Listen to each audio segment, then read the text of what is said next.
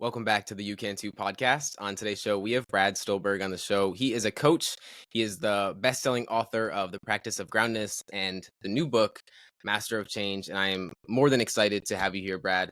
I would love to dive into your new book and kind of like the emphasis of what that new book is all about. So much of us have such a tough time dealing with change. And I know that you had a lot of change going on these past few years with OCD and your child and so many different things that have happened over the past few years. Why do you think so many of us have such a tough time dealing with change? Yeah, it really comes down to this mindset that so many of us inherited around change that is a relic of old and outdated science. And what I'm talking about here is something called homeostasis, which essentially describes change as a cycle of order and stability, then disorder, disruption, or chaos, and then doing everything possible to get back to order and stability as fast as one can. And homeostasis has been the prevailing scientific model around change since the mid 1800s.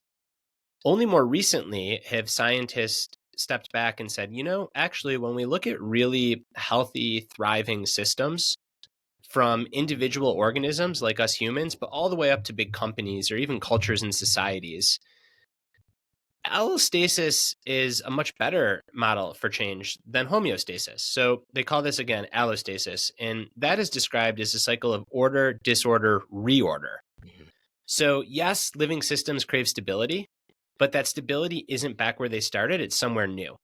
And so much of our suffering and challenges with change, I really believe, comes down to this discrepancy.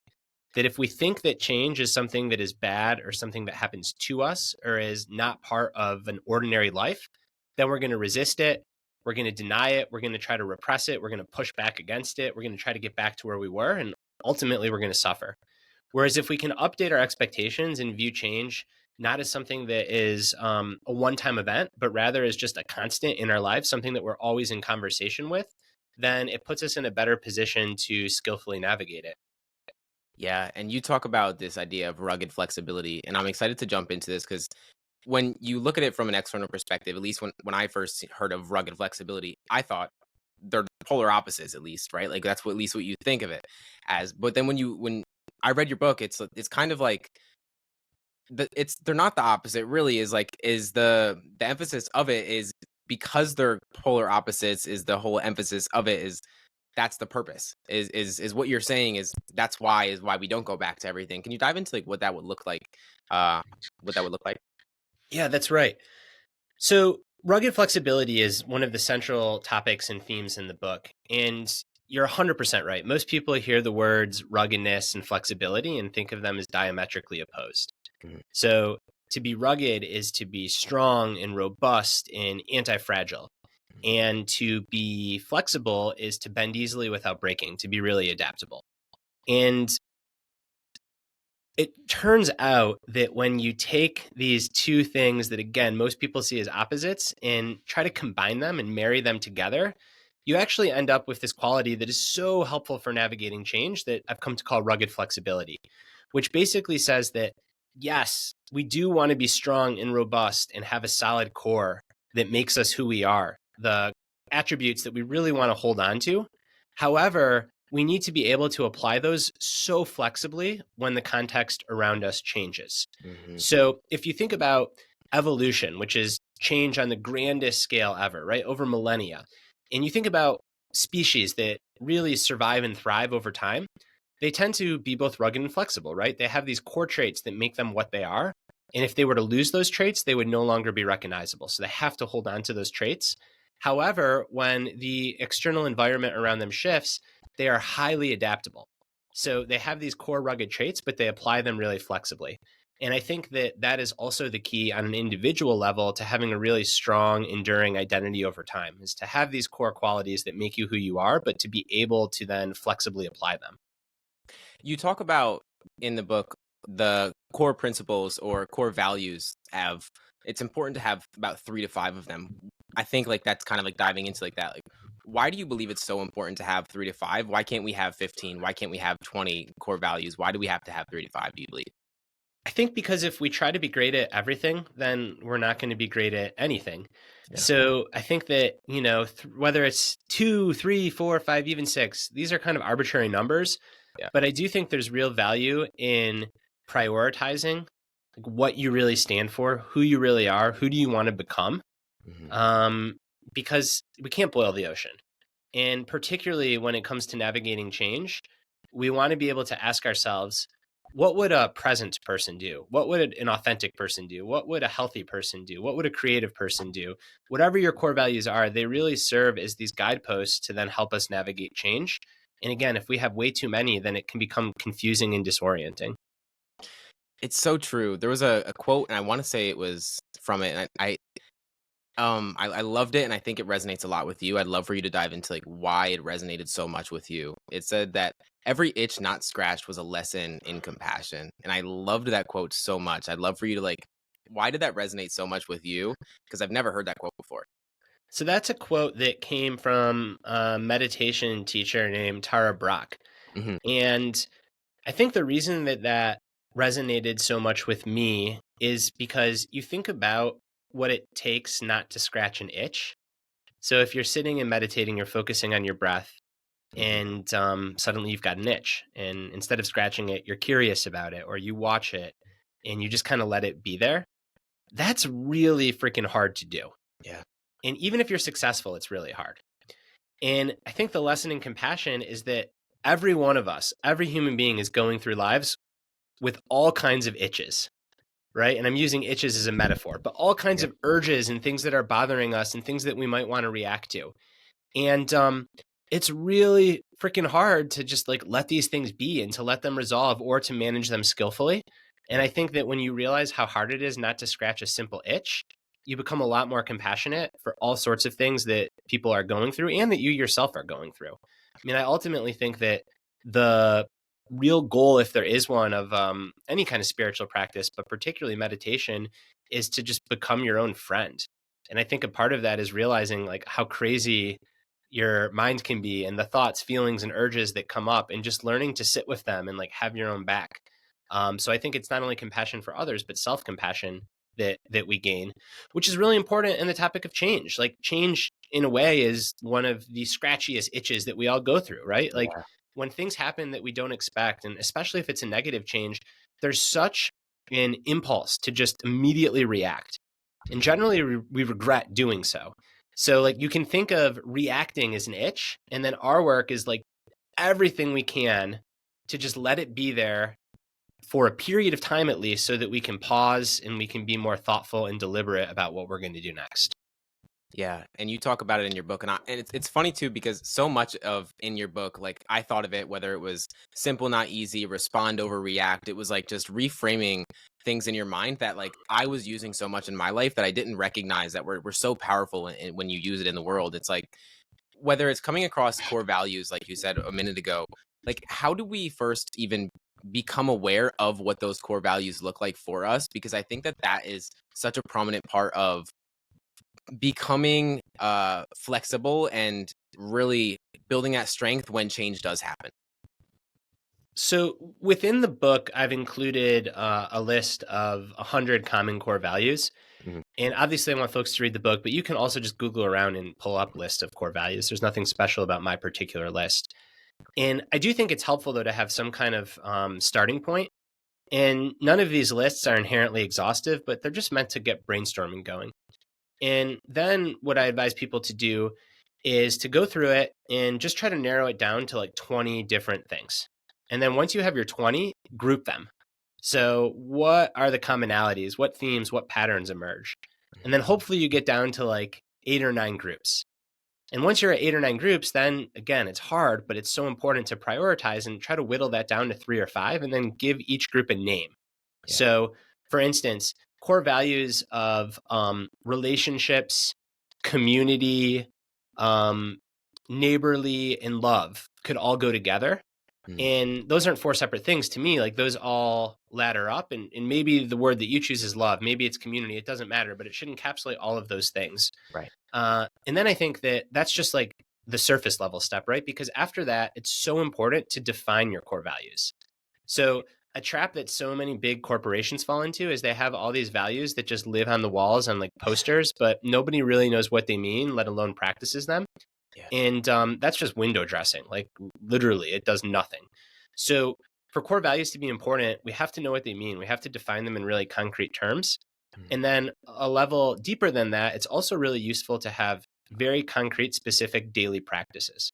So, for example, if one of your core values is presence, you might define presence as being fully there for the people and activities that matter to me most. Mm. Okay, it's a pretty good definition, pretty concrete. And then the next thing I'd say is, well, how do you practice that? And then you might say something like, I do an hour of deep work on a big important project to me every day. And during that, I don't check my phone. Or it might be when I have dinner with my family, I make sure that my phone and laptop are in a separate room and turned off. Um, it might be when I go to the gym, I just use my phone for music. So I put it in airplane mode. I mean, these are just random Of course. examples, but like you want to go from the kind of like lofty pursuit of presence all the way down to the gritty where the rubber meets the road. How do I practice that? So that's just like over the course of day to day life. And then when you encounter a big change and the path forward's not clear, you can ask yourself, well, how would I act in alignment with my core values? What would someone who values presence do? What would someone who values health do? What would someone who values honesty do? So on and so forth. And then they kind of become like almost like mile markers on a map to help you chart your new path forward. Yeah, and the questions that you have in the last part of the book are so powerful because it's like unless we're asking ourselves questions, like you said right there, it's like we can have core values, but if we're not thinking of okay, how am I actively doing this in my life, then are they really core values or are they actually just things in the wall that are just part of who we want to be instead of actually part of who we actually are? And you talk about this in your book too, is like to have or to be. It was Eric Fromm, right?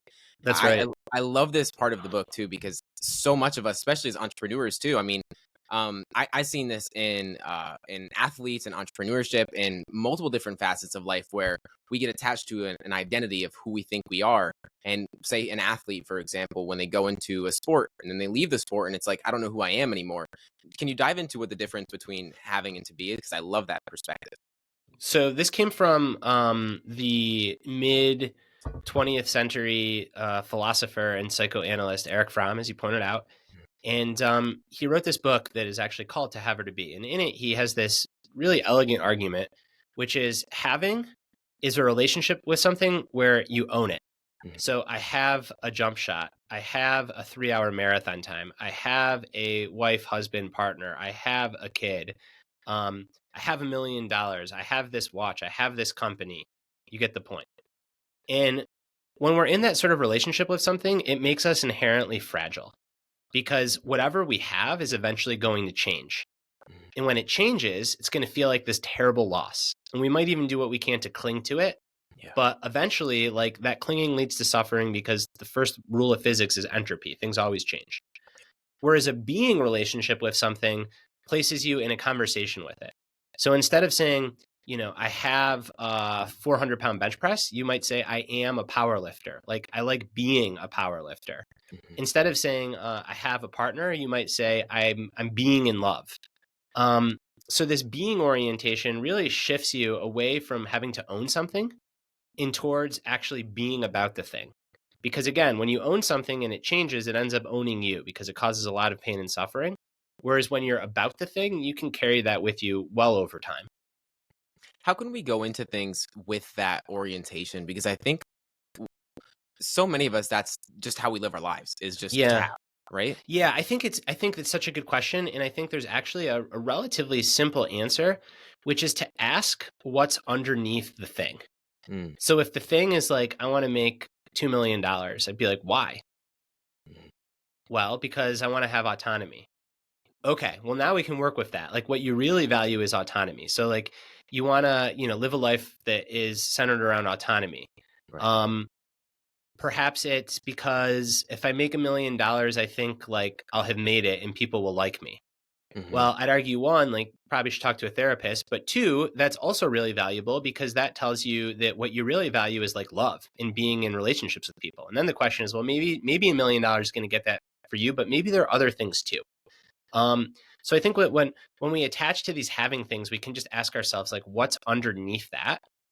And when we cling to things in our lives that we currently have, not that we're striving for, I think we can ask ourselves again, what would it look like to shift from a having orientation to a being orientation? So, what's the difference between having a wife versus being in love? And to me, the former is kind of like something that you own in a very negative way, whereas the latter is an ongoing practice. Yeah, and I think with this, a part of like the rugged flexibility aspect of things, it's like kind of seeing life in the as the and instead of the either or mindset, right? It's like Hmm. it's the Both and. Yep. right, it's the flow of life instead of kind of having to. I feel as though we're attaching. It's the attachment that gets us makes the change more difficult throughout life. So break down how we're able to have more of a and mindset throughout life because you talk about that in the beginning of the book of the kind of like the flow mindset of life, if that makes sense. Mm. Yeah, I think that a big part of this is just realizing and expecting that change is the norm. Yeah. And this is something that the prior generations, I think, really fucked up. So I think like the baby boomers really clung to this like idealistic notion of stability Hmm. and change being bad. And just like everything should be good. You should always be happy. Like you should be in control of your life. You should go to school, get a job, get married, have kids. Um, and I think that they really, really over indexed on stability and didn't spend enough time accepting the reality of change. And I think, unfortunately, a lot of that is now being like we're seeing that just in the world today, like what that has led to. Yeah. Um, but it's no fault of their own. Like allostasis, this new way of thinking about change, it's only 2 decades old. So for the longest time, again, like the entire language, our worldview around change was this notion of homeostasis. That Hmm. like change is bad and we should try to get back to where we were. And I think just doing what you can to weed that mindset out and replace it with a much more accurate view, which is change isn't bad. It's not good. It just is. And it's inevitable. And it's not something that happens to us. It's something that we participate in. And when you think about it, like change is synonymous with life.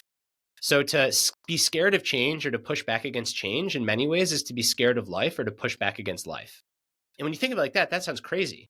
So it's really just like, again, it's this deep acceptance that things are going to change. And that doesn't mean that we can't love deeply or care deeply about the things that we do. But we should also realize that, like, part of that is never clinging on to them in one way, but rather being in conversation with them over time. It's really hard to do. It's why I went into, you know, a spiral of 5 years of research and reporting on this topic because it's hard for me to do. Yeah, even like you saying that, like I can think of it, but contextualizing it and putting that into words and thinking about it and really breaking that down into an idealized life is really it's idealized, right? Like many of us think that it's not a way of living, and you talk about this, and I love this this quote that you broke down in your book is in trying to protect ourselves from the experience of change, we end up limiting the depth of our lives, and it's essentially what you just said right there. It's like the I think it was from was it some kind Buddhism? I believe it was 10,000 joys and the 10,000 sorrows. It was like break down how that kind of how we can be more open in life because I think that at the end of the day, it seems as though that's really what it comes down to is it's our ability to be open to the change while also being able to not really cling to what is really right. Yeah, I think that oftentimes the reasons that people don't take big swings at things or take really productive risks are just because they're scared. Yeah. And, they're scared that they're going to fail, or they're scared that if they really love something deeply, well, eventually it's going to change, or if it's another person or an animal, it might die. Yeah. So we kind of like keep these things at an arm length to protect ourselves. Mhm. Because the cost of going all the way, of really going all in, is that, yeah, like you are going to lose. And like the dog that you love is going to die. And that sucks. And that's really painful. There's no way around it. But I don't think that we should, as a result, like stand at an arm's length. I think having a really rich and textured and meaningful life is caring deeply. It is loving deeply, even knowing that things are going to change and that's going to hurt. And I ultimately think like the more people that can do this and find other people that live in this way, like we're all here to support ourselves when things do change. Like the number one thing when there's big, dramatic, challenging change that helps is social support. Yeah. Um, so I think that that's one way in accepting change is really freeing. And then another way is in a much more trivial sense, in like a competitive sense, whether it's in business, whether it's in sport, is we can start, instead of playing not to lose, we can start playing to win. I love that. Yeah. You know, because like if you're scared that everything's going to change, like you're playing not to lose, to use your own words, you're clinging, like you're holding Hmm. tight, you're grasping. Hmm. Whereas if you say like, fuck it, things are going to change, but I'm here for the ride, your Yeah. shoulders drop and you can be much more open about whatever it is that's in front of you. And I do think like these core values are really key, right? Because these are the things that you can say that regardless, this is who I am. So in the book, I'm not asking readers to let go of all sense of stability, right? It's not just flexibility, it's rugged flexibility. Yeah. So your core values are kind of like the anchor that will keep you grounded, that will keep you stable amongst all this adaptation and change. And you spoke about it in your last book, is how I feel as though, and I feel I can definitely say that I've resonated from this place of coming from a place of compulsion instead of a place of almost like abundance, in some regard, is where so many of us come from a place that we need to instead of we get to, almost, if that Mm-hmm. makes sense. And For I think sure. that that's a almost a mindset from change as well, as we feel like if we don't act, we are going to fall behind, or if we don't take the action, we are going to decrease our ability to, really create the opportunity that we're looking for. And I think that that mindset hurts us, and I think that that does create a place of clinging on to that kind of mindset. So throughout change, as things change, maybe even if things aren't changing, how do we find a way to be open to things not changing, if that makes sense? Mm. I think that this is really well, in the book, the way that I frame this topic in the book, and it's a good one, is this notion of there's a difference between responding and reacting. Yeah. And whether things are changing or not, I think that we can get into these two modes. Hmm. So reacting is really quick. It's immediate. It's often rash. We often regret it. Responding is intentional. It's deliberate. It's thoughtful. We very rarely regret it. And the heuristic that I use to distinguish between the two is reacting is built on two P's. We panic and then we pummel ahead. Yeah. Whereas responding is built on these four P's. So we pause, take a breath, maybe take 5 breaths, maybe take a day, maybe take a week. We don't rush, right? We actually create some space between our situation and ourselves. Then in that space, we process. So we figure out, what are we feeling? Why are we feeling this way? And then we make a plan. Well, given the resources that I have, given my core values, what would it look like to live in alignment with them, given this change? And only then do we proceed. So reacting is quick, it's rash, it's the two P's. It's panic and pummel ahead. Responding is effortful, it's slow, it's deliberate, it's intentional. It's pausing, processing, planning, and only then proceeding. And I think that when we catch ourselves in reactionary mode and reacting, we can just use that as a trigger to take a couple breaths and just to say, like, all right, this is what's happening right now. I might not like this experience. I might love this experience. Things might be changing fast. Things might not be changing at all, but this is the reality that I'm in. Let me process that. Let me be thoughtful about it. Let me make a plan to go forward, and only then will I proceed. Yeah. I loved that part of the book. And I think for many of my listeners, I think maybe even you and me, the type A kind of mindset that I think a lot of us have is, when we think pause, we think like fall behind, or we think Mm-hmm. we take a step back almost. How can we be more open to a pause? How can we build a better relationship with the mindset of even taking a pause, and build a better relationship with ourselves to be open to that kind of approach to life, even? I think it's just realizing that there's a difference between short-term efficiency and long-term efficiency. Mm, And, I'll use a really extreme example as a kind of roundabout way to answer your question. yeah. If I wanted to be the most efficient person I could be over the next week, and I wanted to like just get tons of great writing, researching done, I would pound Red Bulls and espresso. I'd probably only sleep 4 hours a night. I wouldn't exercise. I wouldn't really care about seeing my family. And I would just work. And I could do that for 2 weeks, and I could probably write a book in 2 weeks that way. I could really get into a good zone. Yeah. So it's probably the most efficient thing I could do if all I cared about was the next 2 weeks. But if I want to have an excellent career as a writer, and I'm thinking about efficiency over a year or 5 years or a decade or a lifetime, that approach is terrible because it's so unsustainable. So there's often this acute short term temptation to just go, go, go, go, go, do, react, react, react. That can work really well in the shortest of terms. But Hmm. if we zoom out and we ask ourselves, well, how am I going to win whatever game I'm playing over the long haul? Generally, it's by going slower, it's by being patient, and it's by responding. So I really think it just comes down to this dichotomy of like acute short term efficiency versus long term excellence. And you look at great performers across disciplines, and they all pursue long term excellence because short term efficiency is just not sustainable. You end up burning out or you ruin your life. Yeah.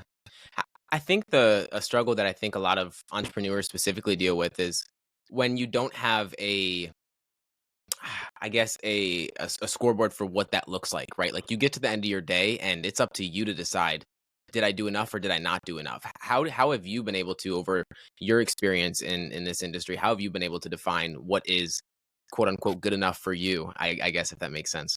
Yeah, ooh, it's hard, especially as a creative, which is very similar to an entrepreneur because you could Yeah, always do more. of course. And there's no like, 4 quarters and then the buzzer goes off and the game's over. Hmm. I think that for me, it is around having a schedule, being pretty planful about what I want to accomplish, and then also just getting down to like the very nitty gritty process level, which is, hey, did I do at least 1 hour and a half deep focus block of work on something important today? And if I do that every single day, just one. Now, some days I get 3, maybe even 4 of those blocks in. Yeah. But for me to sustain like consistent output and consistent progress, all it takes is one. And that's really the measure because that's a lot more sustainable than like trying to do everything always. It's like, hey, did I just have one really good deep focus block of work? Mm. That's very particular to my work, right? Because my number one asset as a writer is that deep focus time. To an entrepreneur, it might be that, but it might also be, hey, did I just like have like 5 really good sales calls today? Right. So just like set an achievable process metric that you have a chance at achieving. And then if you do more or get more, great, that's extra credit, but just hit that achievable metric and then you can sleep better at night. Doesn't mean you're always going to like be super content and sleep well. It's very hard to do that as an entrepreneur. Well, sleep well, not so much, but be content. Like part of being an entrepreneur is you're not content. Like you always No. want more, and that's the challenge. Yeah. So you have to put some artificial constraints to help you feel good at the end of the day. Yeah, and you've spoken about this. I've heard it a few times, where you kind of you leave, whether it's you don't do the extra rep or you leave a little bit for when you're writing for the next day. I love that kind of mindset where you leave a little bit so for the next day it's like kind of moving on. What is that about that for you that uh does it inspire you? Where does that come from for you that you kind of you leave a I'm little just bit? I'm just better when I do. Mm, So the days that I like completely go to the well, yeah. I'm almost like hung over the next day. It's Mm, very hard to show up and do good work. And I can get into a pattern of going to the well and then like having 2 days where my brain doesn't work very well, and then going to the well again and then having 3 days where my brain doesn't work very well. yeah. And those days that you go to the well, they're exciting. You feel like you're on fire. You get so much done, but the cost is really high, which is like you're kind of like on a bender afterwards. Yeah. Whereas if you just stop a little bit short, then you give yourself a chance to maintain a rhythm and a groove and pick up the next day. So it's like an athlete, right? In sport, you almost never want to train to failure. And the reason is because the recovery cost is really high. If you train to failure, it's very hard to train at a high level for at least a few days because your body has to adapt. Mhm. And the same thing is true with more intellectual or creative work. If we can leave a couple sentences or meetings or pitches in the tank, then we're much more energized the next day and we have better resources to be able to do that. So it's back to like this acute efficiency versus long term efficiency. I think it's better to play the long game and be really consistent, even if that means day to day showing restraint. And I think it's a perspective that we're not it's not marketed too much, right? And I think it's that's why I brought that up now because it's It's not something that I hear too often, and I think it's refreshing to hear because it is at least the mindset that I take on is the infinite games kind of perspective is For the sure. mindset that I'm trying to take on. I know for you, in the last 5 years, you became a father for the first time and the second time, major orthopedic surgery on your leg, you moved across the country, you became a full-time writer. A lot has changed. What have you learned about yourself throughout this time as time has passed? The main thing I think is that what allows me to be really flexible to all of these changes are having a couple central core features that Mhm, are sources of stability in my life. mm, And those are really like my core values and how I practice them. So my wife, Caitlin, like ladders up to a core value of love. And that I can take with me wherever I go. My engagement in my community, my neighborhood, the people that I live near, making sure that I'm really involved in that. That's something that, regardless of where I live, I can invest in, and that gives me meaning. Health. I can always do something for exercise. Might not always be going to the gym, but I can always take a brisk walk. Um, so I think that having those values and practices that go with those values to provide like this source of stability on the one hand allows me then to go be super flexible and meet all that change on the other hand. And it's been really freaking hard. Like again, I think that's also part of what I've learned is that like sometimes things are really hard and that's okay. And you're not always going to be firing on all cylinders and that's okay too. And if you just keep showing up and seeking support when you need it from other people, then generally we get to the other side of these changes in a positive reorder. Um, and I guess the last thing I'd say is like to really let go of the old. Like I suffered from some of the trappings of homeostasis because I didn't know there was an alternative way to think about this. yeah. So, move across the country. It's really easy to compare people to your best friends from where you used to live. Have a kid. It's really easy to be like, well, I should be sleeping like I used to sleep. Um, Switch careers or take a big leap into something where you're an entrepreneur, a creative, or a solopreneur. It's really easy to be like, man, like I should have a stable salary like I used to. And it's all of that like I used to, getting back to where you were thinking, Mhm. that just wastes time and energy and is not a productive way to deal with change. So I think for me, realizing that I could let go of any inclination of needing to get back and instead focus on creating a new reorder and like yes craving that stability but knowing that stability would be somewhere new and knowing that I could participate in shaping it um, has been the most helpful thing. What do you think skill wise has like allowed you to take a leap in doing so? When I'm and what I mean by that is like what skill do you believe has had the biggest part in your ability to have such a powerful position in your ability to make change? Because I think for so many, like you said earlier, is like so many of us know we want to make change and likely we know what we need to do to make the change, but so many of us are fearful. And so we keep our goals at an arm's length away. So, like, what skill do you think has had the biggest impact on you in being able to make the change that you actually say you want to make? I think it's a couple of things. One is genuine confidence, so Mm, not arrogance, which is often based on insecurity, but like right. confidence that's actually based on evidence. Mhm. So, I didn't stop working at a big organization just out of the blue because I thought I wanted to be a writer. Like, I had written 2 books while I was still a full-time employee somewhere else. So I really had a lot of evidence that I could do it. Didn't move across the country, on a whim. Like, that was a really thoughtful, intentional decision after multiple visits to a place. Yeah. Didn't get married and choose to have kids a week later. Had been with Caitlin for between dating and marriage 10 years before we had our first child. Wow. So I think like having evidence that when these big changes come, I'm ready for them and I've done the work at least to put me in a position to excel has Mhm. been super helpful. And then just leaning on other people for support and help and like really investing in and forging good close relationships, because sometimes shit just hits the fan and like you can't do it alone. And no skill that you have is going to help. What you really need is a shoulder to lean on. So I think this notion of like giving myself some evidence on which I can be confident, having relationships that I can really lean on. And then the third thing that's more recent and came as a result of researching this book is just getting rid of like this homeostasis model Yeah. and thinking of rugged flexibility and allostasis instead. Yeah. Which is it's absolutely needed because it is our automatic response is to go back to homeostasis. It's like But even the way you biological. just said it is like to go back, right? So like, but the goal is to move forward. And I think Of this is course. such an important nuance. So yes, we want to be stable. No biological system wants to live in chaos, Hmm. but that stability is almost always somewhere new. So Yeah. even biologically. So let's do two examples. So one example is you get sick. So you get some kind of virus or infection. Mhm. And what happens? Your body was stable. Now you're sick. So Mhm. it's disorder. And you might have a fever. You might become nauseous. You might lose some weight. Your blood pressure might change. Your blood sugar might change. So your body is in like a state of chaos. And a lot of people think that your body goes back to where it started, right? Like your temperature comes down, your nausea passes, your blood sugar normalizes, what have you.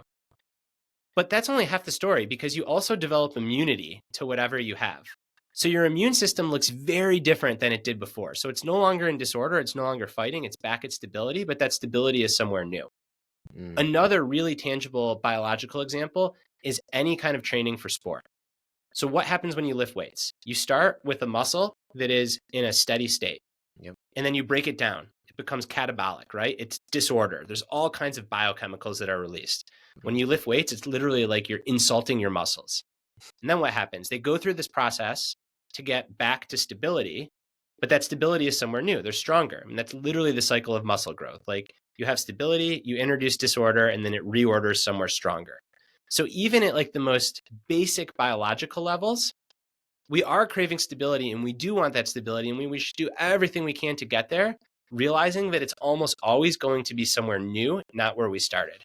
So it's not about like, getting back to stability. It's almost like moving forward to stability. And that's the big shift. That is such a massive shift. I feel like if I was in your shoes, I would be like just so lit up by like that awareness of that in itself is And I like had no idea that this is where the book was going to go, right? Like I right. started working on this, really like at the very outset of the pandemic. I was going Hmm. through all the personal changes that you mentioned, and then there's a pandemic. And I remember seeing all these newspaper articles that like said, when are we going to get back to normal? And I didn't know what it was, but I just had like a viscerally negative reaction to that. And I didn't know why. I'm just like, why? Like, what do you mean get back to normal? We're never going to get back to normal. And why would we want to? Yeah. And it was then that I'm like, I need to like really look into change and to try to figure out like why, doesn't matter left or right, Wall Street Journal, New York Times, like everyone wanted to get back to normal. And that's how everyone was framing this. Yeah. And I didn't know why I didn't like that framing, but something about it threw me off. So I just started like really diving into the research on how we think about change. And it took me all the way back to this guy named Walter Cannon in the 1850s and homeostasis. And whether it's losing weight, like breaking a bad habit, like it's all in the spirit of homeostasis, like, working against breaking your body's natural homeostasis. And it's just not the right model. It's like it's groundbreaking really because when we think about anything in life that is the automatic is literally to go back to what we are used to. And if we want anything new, it revolves around doing something that's different. It That's revolves right. around going somewhere new. And you talk about this a little bit in the book around independence versus interdependence. Break that down because I think that I love the mindset around that, and I think that this kind of wraps around like what you're talking about right now a little bit. So, an independent mindset is predominantly held by people that live in Western societies, so America, most of Europe. And it views the world, the self is highly influencing on Mhm. what's around it, and that the self is largely contained within your skin and skull. Mhm. So it would say, like, James, you have these skills and personality traits, and you can exert them and shape the world based on those traits. Right. And that's not true or false. It's just a mindset, it's a view. An interdependent lens is much more common in Eastern cultures. And what that says is that actually the world is shaping you. So, yes, you have these traits and skills, but your identity is porous. So you are constantly being shaped by the people around you, the content that you consume, the places that you go, the activities that you engage in. And it takes a view of the self that says, actually, the self doesn't shape the environment shapes the self. And what I argue in the book is that neither of these are right or wrong. Yeah. They just are. And I think a really healthy, mature adult can have both those lenses. So there are times when it's really beneficial to have a strong, independent lens, to have confidence that we can make things happen, that we can really try to bend the situation to our will. Mhm. And that works really well in certain circumstances, but in other circumstances, it completely backfires. And then we can shift into an interdependent lens when we say, hey, like, as much as I want to control this situation, I can't. And I'm in an environment that's actually shaping me. So maybe all that I can do is try to choose my environment wisely to shape who I am. And to realize that our process of becoming and our identity over time isn't just what we set out to do. It's not just an inside game. It's also an external game of all the stuff that's happening around us. Which is again profound, because I think it's rarely do we take these kind of things into perspective. I think we just go about our life thinking that things kind of just happen, or we just play we are the center of our life, which we are, right? But then we just play a certain role. But then I think both do have to play a role. I'm curious what your perspective is on, and of course you talk about this in the book, but what role does identity play in the role of change, and how does that evolve throughout change? So we've been talking a lot about external changes, right? Changes that Mm. happen around you. Yeah. And then there's this other change, which is just how you as an individual change over time. And it's the subtitle of the book in many ways, how to excel when everything is changing, including you. Yeah. And the question that underlies that is everyone wants to have a strong, confident sense of self. Hmm. But what does it mean to have a strong, confident sense of self when you, your very self, are always changing? So talk about like the ultimate paradox or non-dual thinking. And Yeah. it turns out like the way to have a strong sense of identity is to diversify your sense of self, to have many components to your identity and to be okay with emphasizing some and de-emphasizing others at different times in your life. So instead of just being James the creative or James the athlete or James the entrepreneur or James the partner or James the neighbor, you want to be James all those things. So it's almost like the metaphor that I really like to use is it's good to think of identity like a house. Hmm. And you want to have a big robust house with a lot of rooms. And it doesn't mean that you need to spend equal time in each room, but you never want to close a door to any of those rooms. So there might be a season of life where you're spending all your time in the entrepreneur room, but I would just say like, maybe spend 90% of your time there and make sure you're spending at least a couple percent in the athlete room or in the husband or wife or partner room or in the parent room. Because eventually when the entrepreneur thing changes and you lose stability there, well, then you can go back into those other rooms to gain stability. In my own life, I mean, I see this play out all the time. I care very deeply about my written work. I try to treat it like a craft. I have a temptation sometimes to quote unquote go all in on it. But I've learned from past failures that if I do, it puts me in a state of like pretty high anxiety. Yeah. Because then if something doesn't go well, it's like, well, who am I? And over time, I've learned to like really diversify my sense of self. It's one of the blessings of having kids is like, I'm very fortunate. I love my kids to death. Like that's a huge part of my identity. So regardless of what happens with my book, I'm still a dad. But I've also built it out into being an athlete. So I strength train pretty competitively. Like my book might flop, but I'm still an athlete. Or the opposite. I might have a shitty workout, but then I can go focus on writing. So just to have like these multiple areas of our lives and our identities, it makes us a lot more resilient and stronger when things change in one area of our life to be able to lean into the others. I really, really loved that part of the book, specifically because as an entrepreneur, as I think for a lot of us, I think we associate just who we are as a work. Like when someone asks you who you are, you usually say, What you I'm an do, right? accountant," right? Of Yeah. course, and we don't think of I'm a father or I am a brother or whatever that comes down to. Or there's so many things of who we are, and when we take on that kind of mindset, we recognize that we're not just one thing or we're not two things, but we're there a multiple facet of different kind of things. And I think that when we take that on, I think we're served a lot better. You have two different equations, one for happiness and one for resistance. I'd love for you to dive through those because it's so simple, but it's profound, and I love them. I love them. So the happiness equation is that happiness is a function of, or happiness equals, Yeah. reality minus expectations. So if your expectations are a lot better than your reality, you're not going to be happy. And the prime example here is you take a family that has a joint income of $250,000 that lives in a nice little suburb where they can afford a house and all their neighbors have similar houses and the kids go to the same schools and cars. And that family is happy as can be because their reality meets their expectations.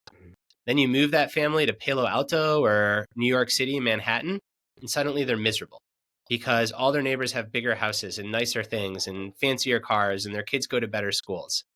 So the only thing that changed is their expectations because of what's around them. So it's a very trite example, but when it comes to change, this is really important because if you think of it, change at its heart is our expectations not being met. Yeah. We predict things are going to go one way and then they go another way.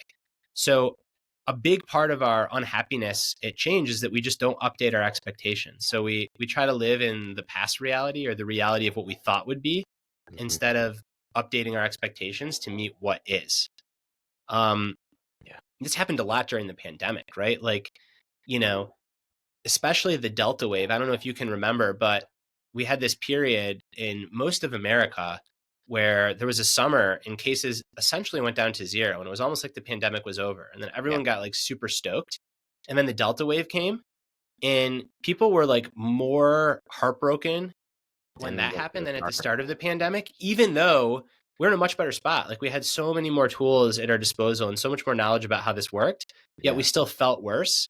And I think the reason for that is because everyone expected that the pandemic was going to be over after that great summer. And then when it came back, we didn't update our expectations to match reality. Yeah. And this happens in personal changes all the time. Think about an injured athlete. Like, what's the worst thing an injured athlete can do is not accept their injury. Because Yeah. then one, they're emotionally miserable. Two, they try to keep training or playing through it and they just make things worse. Been Um, there. so yeah, we all have. When things change, we got to update our expectations. And then the other question that you asked about is this notion that suffering equals pain times resistance. Mm. So we all face pain in life. It's just part of the deal. It's part of being a human. We don't have to like it. Most people don't. It kind of sucks, but it's there. So what makes pain so much worse is when we resist it. So the example here is imagine that you have back pain Yep. and your low back is really sore. And let's say that you have 5 units of pain. So currently you have 5 units of suffering Mhm. and nothing's going to change that. That's just like your biological back pain. That sucks. But now imagine that you start to catastrophize and you start to say, my back might never be better. Yeah. And I'm going to have to cancel the plans that I had for this weekend. And I was training really hard for this marathon and now I'm not going to be able to run it. And I just took Motrin, but it's not even working. Am I going to need to take more serious drugs? And if I take more serious drugs, am I going to become a part of the opioid epidemic? And on and on and on. And all of this resistance to what's happening. So now you layer on 7 units of resistance. So what's 6 times 7? 42. 42. So suddenly you took 6 units of suffering and you turned it into 42 Yeah. because in addition to just the pure pain, you've layered on all of this resistance. And the equation comes from the most cutting edge pain science at the Mayo Clinic Rehabilitation and Pain Center. The number one thing that they teach individuals with chronic pain is to stop resisting the pain, which is this, like, again, this ultimate crazy paradox that for so many people, the way to alleviate pain is to accept the pain and to not layer on additional resistance. Yeah. Which in life, that's like the one of the biggest problems that most of us have, right? And you talk about this later in the book where a lot of us are almost trying to force growth. We're trying to force meaning. We're trying to force this experience in life where, and this is why I asked earlier is like, what do we do when we feel like change isn't happening, right? So like when we're trying to force growth, we're trying to force meaning, how can we be more open to when that isn't happening for us, if that Mm. makes sense? Yeah, I think it's just like you kind of said it in the way that you asked the question, Yeah. acceptance. Yeah. Um, and to realize that like things aren't always going to be great. We're not always going to be growing. Even when changes do happen, like they're not always going to be meaningful. Sometimes things just suck. Yeah. And it's really hard for optimistic people to deal with that because like optimistic people are like, oh, like everything should be great, or I need to grow from this. And we do end up growing from most challenges in our lives, no doubt, but that growth has to come on its own time. Like we can't force it. Hmm. We can't contrive it. And sometimes we can go into a situation and grow immediately, but sometimes we have to go through a period of a couple weeks, a couple months, maybe even a couple years where things don't feel like we're making progress, where things just kind of suck. Yeah. And it's very hard to find growth in the middle of those things. But if we can get to the other side of them, when we look back on them, we do tend to find growth and meaning. Hmm.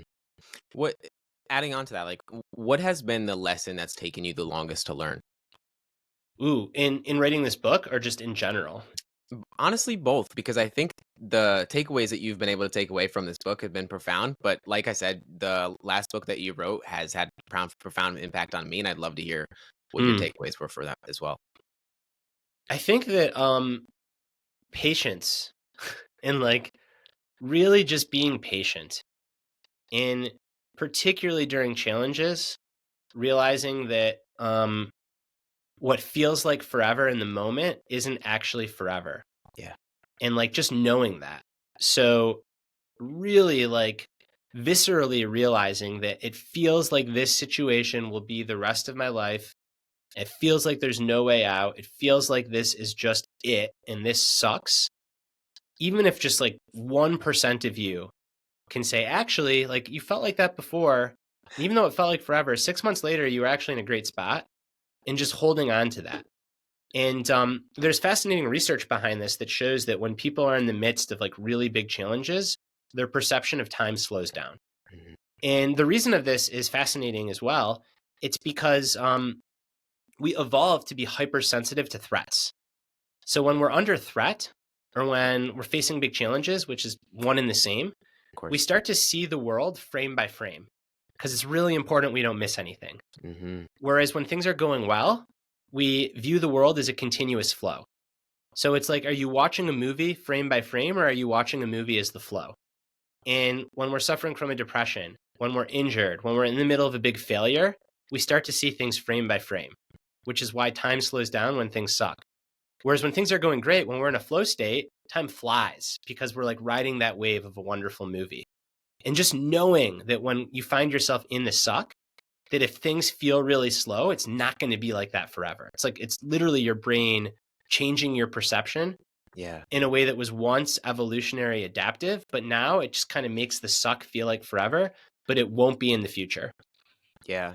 And then I Outside of, think related to that, I got one more for you. yeah, please. Um, it's similar to rugged flexibility in the sense that it's like it's non-dual, but for just about everything in our lives, there's this tension between accepting it and then wanting to problem solve and fix it and make it better. Hmm. And it's almost never just one or the other. And like just embracing that tension because oftentimes people try to over control and over problem solve and over fix. And it's back to that resistance. Like they're just pushing back against this thing and the thing just gets stronger and stronger. But the flip side, which is just completely sacrificing agency and being like, well, this is just going to suck forever, like that leads to despair and nihilism. And those aren't good emotions either. So accepting this tension between, so no pun intended, between acceptance and problem solving and being more nuanced and being willing to try to like navigate that spectrum Yeah. instead of just choose one end of it. You just answered my question. I love that, and I think that that is it's a really tough, um, it's a tough thing to go against, to really find a balance between.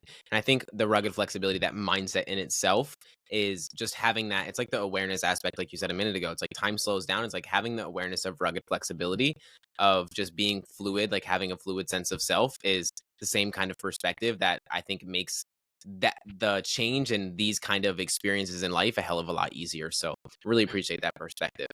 Um, there's one last question I ask every guest. I think it encapsulates what I try to do with this podcast. The question is, what belief are you currently unlearning? Ooh, that's such a good question.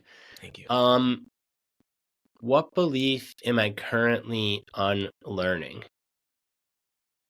I think I'm always unlearning it to an extent, which is that how